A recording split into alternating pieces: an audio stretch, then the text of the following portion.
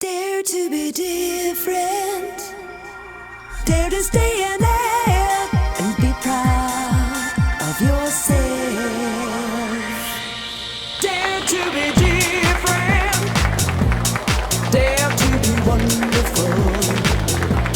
It's the gayest day on Amsterdam's busy gay calendar. Dare to be colorful. The annual Gay Pride Festival is an exuberant, high-energy celebration attracting revellers from around the world. Be proud of yourself.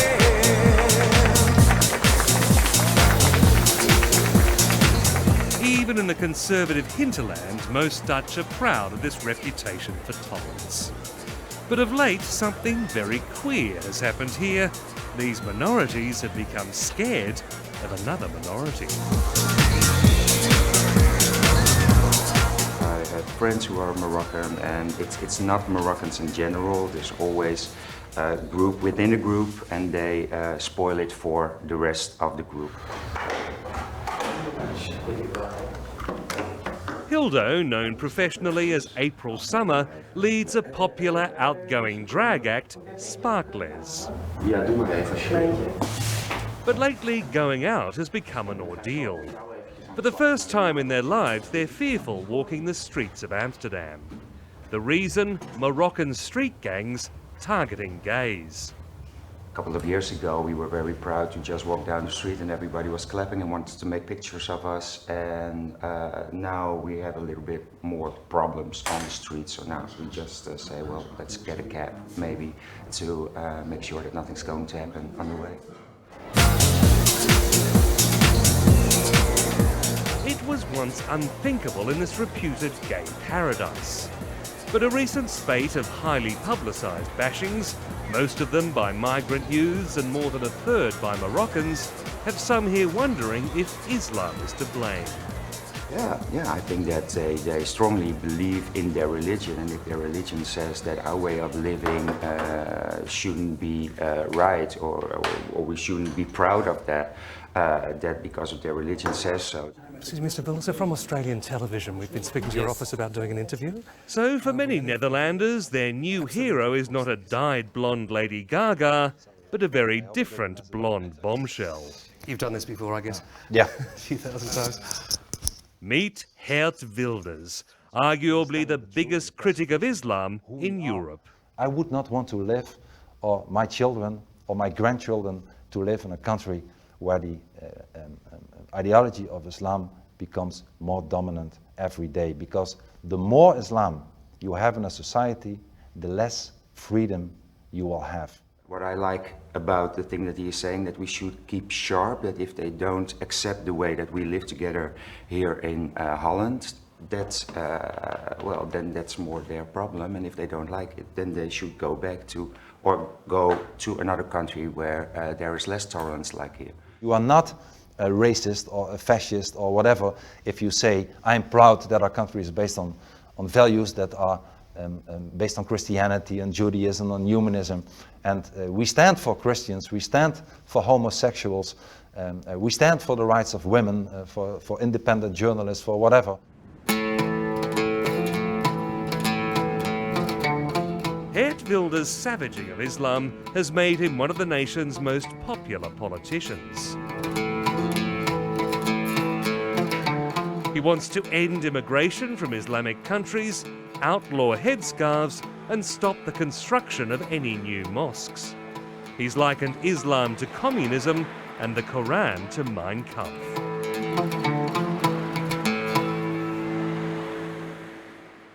I see Islam as more ideology than a religion. It's not to be compared with Christianity or Judaism.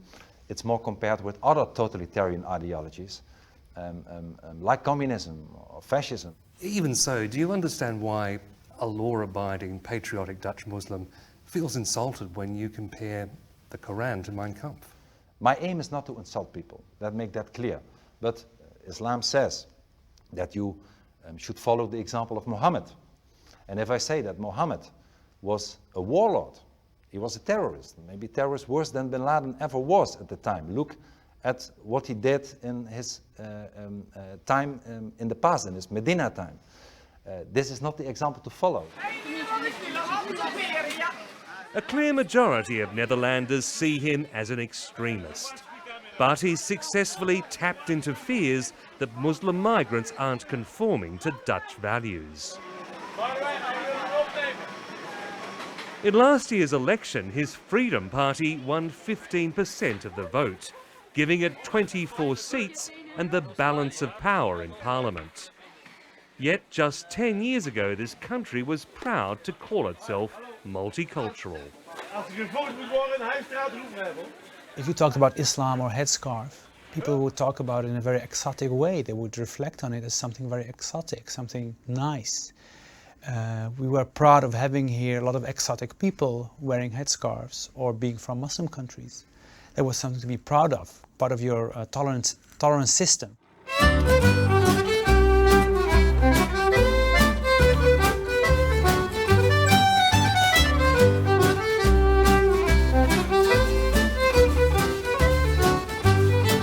Abdelkader Benali can often feel the odd man out. He's a Dutch citizen, an acclaimed Dutch writer, and an enthusiastic Dutch marathon runner. But in a crowd like this, he stands out as Moroccan.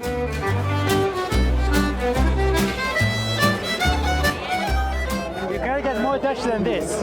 Yeah. There's not many Moroccans here. Huh? No. It's a very Dutch affair. Right. 3 million people are running, all of them white. I feel a bit scared, so I have to be on top. Well, good luck. Thank you.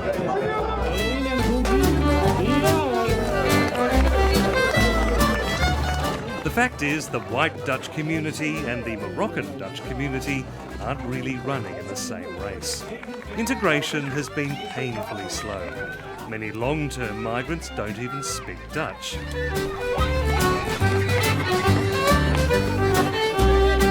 Many in the white Dutch community are now casting nervous sideways glances at their neighbours.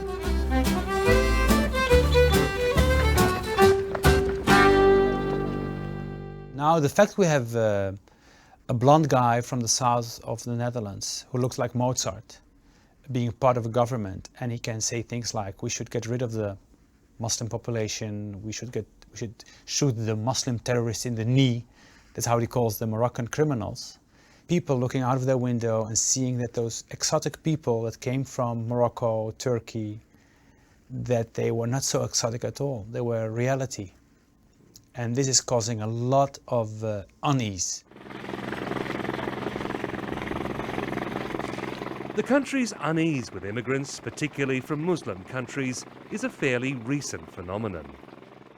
For centuries, the Dutch were seagoing people. Traders, pirates, colonists and migrants who settled the far corners of the globe. But in the 1960s, the government and business groups decided to bring foreigners here to do the kind of low-paid, dirty jobs that Dutch people no longer wanted. And to get the cheapest labour possible, they targeted mainly illiterate peasants from poor villages in Morocco. No one seemed to mind that they were Muslim. So, this is the butcher of my father. I grew up in the butcher when I was a child. And my father started a butcher, one of the first Islamic butchers in the 70s. Benali's family came to the Netherlands when he was 4 years old. In those days, Moroccans were only expected to stay and work here for a couple of years. And your father still working? Yeah, he's still here. Yeah. Assalamu alaikum. No attempt was made to teach them Dutch or help them integrate. You know, in the summers. But most Moroccans not only decided to stay, they brought out their extended families as well. No. While many, like Benali, integrated, others found it harder to fit in. Hello, Australia. Not speaking the language or understanding Dutch customs, a kind of parallel society sprang up. But until the terrorist attacks in New York, nobody wanted to criticize it. I'm asking him, how does he see the future? He says, my life is over. So I don't worry about him. So then I ask him, what do you think about your children and grandchildren? They grow up here. How do you see this? I don't know. Before 9/11, we had this idea of tolerance, which also meant you accept each other as you are, you accept the differences, but you don't inquire too much into the differences. You are just happy to have these people around or not, but you don't inquire too much. You go to the Islamic butcher, who is cheap, he's cheaper than a Dutch butcher, you buy his meat, but you don't inquire too much into his religion because it's part of our tolerance. You let people live. After 9/11, suddenly all those issues of identity and religion and where are you from and migration became main topics. Geert Wilders developed his hostility to Islam as a young man when he lived in Israel. His views hardened back home when he became a conservative councillor in a tough migrant area and was mugged. Have you heard of Geert Wilders? In communities with a high Muslim population, what do you think of you can feel the animosity towards him. Oh meneer, niet die naam noemen. Niet die naam noemen. Wat zei hij? Hij mag van mij dood. Ja, tuurlijk. 100% nu gelijk. En waarom? Ja, maar ik weet niet, man. Die meneer, hij verdient gewoon zijn geld door anderen te discrimineren en zo. Dat is toch geen eerlijk geld meer. Daarom. Unfortunately, almost for 7 years now, I live under 24-hour protection a day, every day a year, whether I'm in Holland or abroad. I lived with my wife in prison cells, not as a prisoner, but to be safe in safe houses. It's not fun, but on the other hand, I won't be silenced because I only use democratical means, and if I would give in to people who use non-democratic means, who try to silence you by wanting to kill you or threatening to kill you, then it's the end of the democracy.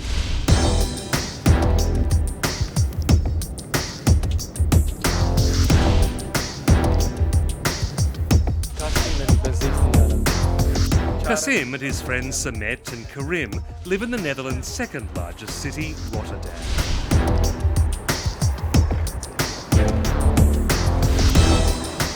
As Europe's largest port, it's attracted the most migrants. More than half the citizens are of foreign descent. The poorest suburbs endure constant hooliganism.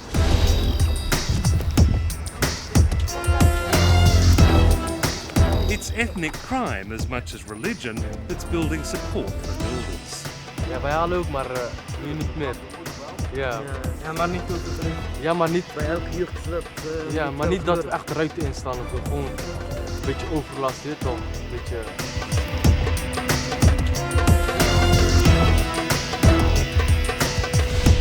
As we were filming, Samet found police were looking for him. Het kan zijn dat je binnenkort misschien uitgenodigd wordt, zeg maar, voor een verhoor. Omdat ze politie zijn, denken ze dat wij niks kunnen, maar hun ze hebben recht op alles, wij hebben recht op niks. Meestal is het werk, maar meneer Jörg zei ook er is werk, maar diegene die werk was ook niet zo prettig. Want de mensen gingen werken en werd niet uitbetaald en zo, dus wij dachten ook wat gaan wij daar doen.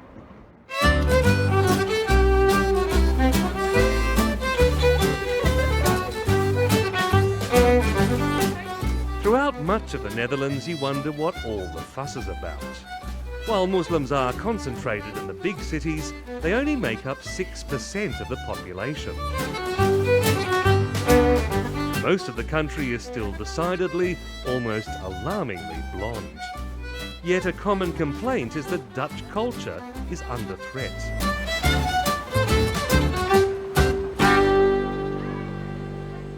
Now, our government, because of our influence, declared the total failure, the failure of the multicultural society.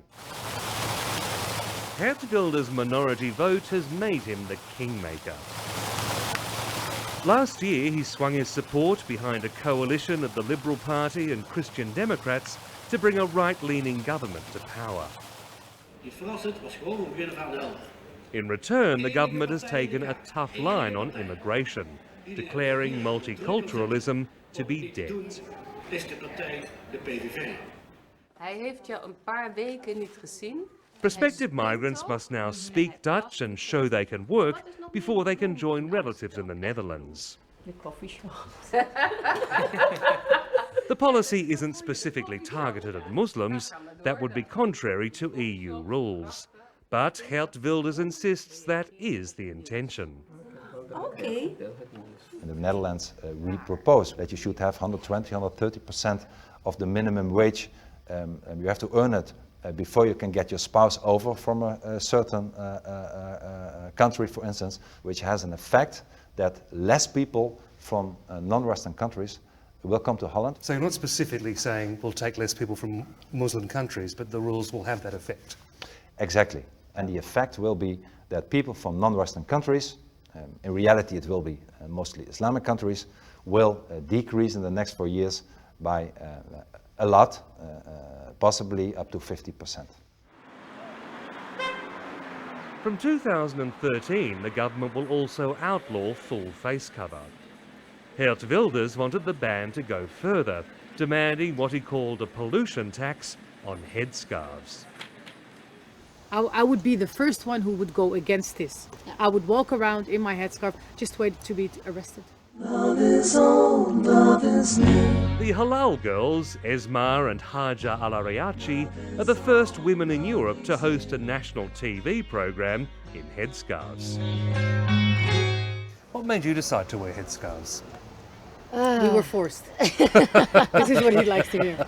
So you've grown up in the Netherlands. Yes. You feel 100% Dutch, do you? We were born and raised in the Netherlands, so we don't have any choice.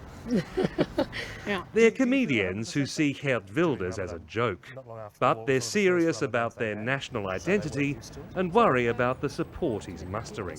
Yes, I feel Dutch, I am Dutch, but I have a lot more to offer than only Dutch things. Yeah. And there is not such a thing as typical Dutch. It doesn't exist. It's a myth. But a lot of people seem to like that myth. They seem to look back to a past era where everybody looked the same. Yes, because they feel threatened by the other. And the other is someone who doesn't look like them and who has a sauce.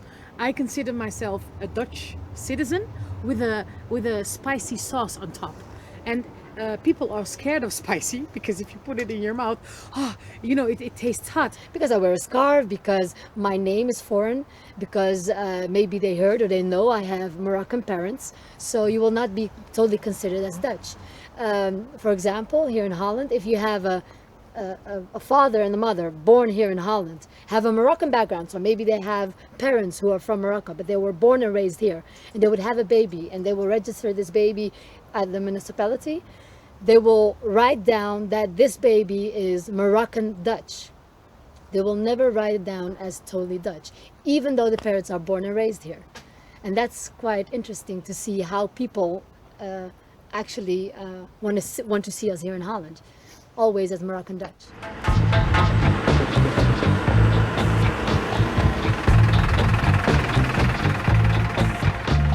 Geert Wilders has been taking his campaign against multiculturalism way beyond the Netherlands.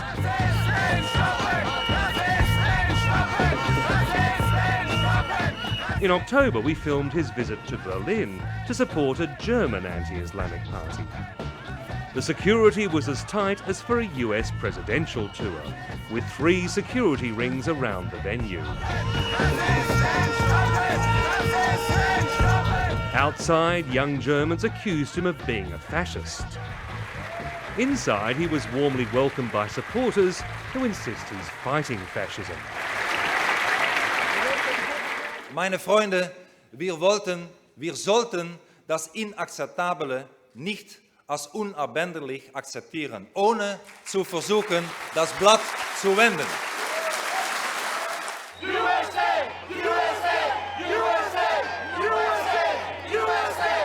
Our keynote speaker today, Geert Wilders, personifies, get cheer, I want a cheer!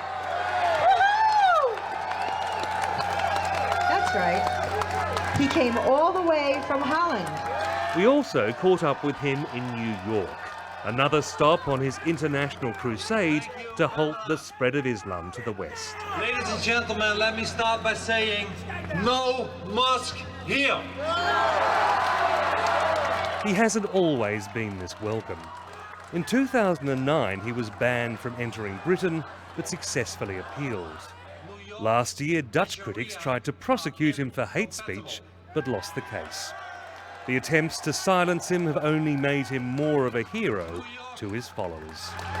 New York stands for freedom, for openness and for tolerance. Indeed, New York is rooted in Dutch tolerance. New York. But his international reach may have had some disturbing results.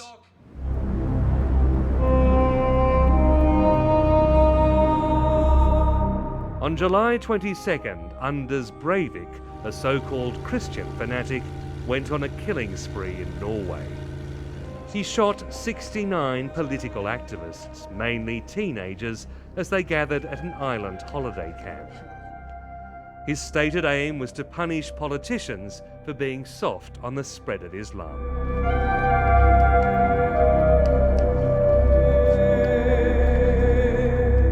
In a manifesto justifying the slaughter, he mentioned Wilders 30 times. Since the atrocity, Geert Wilders has avoided journalists. This is the first time he's agreed to discuss it.